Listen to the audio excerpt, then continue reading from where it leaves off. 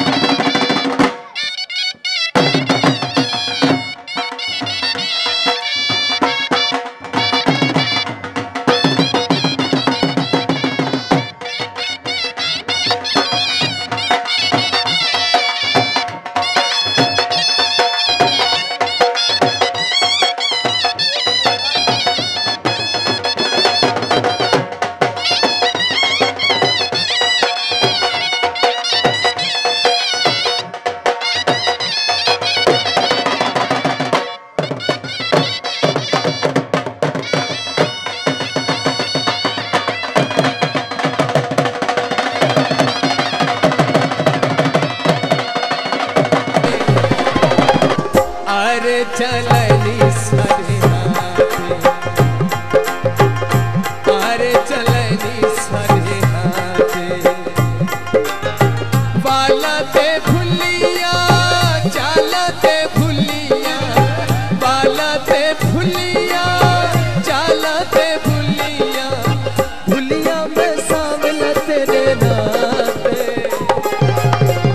آرے چلنی سارے ہاتھے ظالما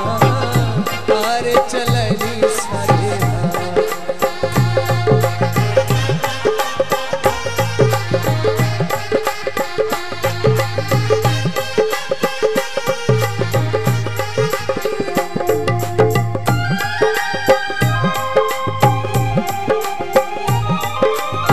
چولے تے بھلیا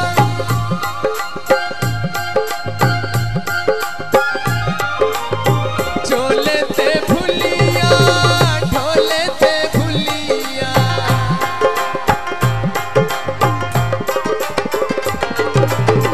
چولے تے بھلیا ڈھولے تے بھلیا بھلیا میں ساملتے دینا تے آرے چلنی سارے ہاتھے ساملا زخم چلنی سارے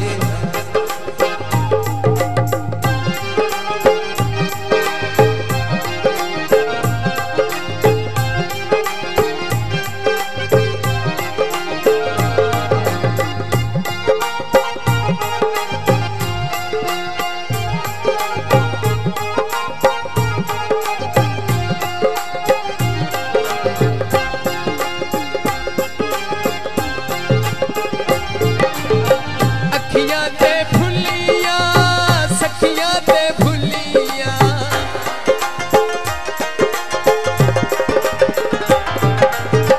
اکھیاں تے بھلیا سکھیاں تے بھلیا بھلیا میں ساملا تیرے ناتے آرے آرے چلنی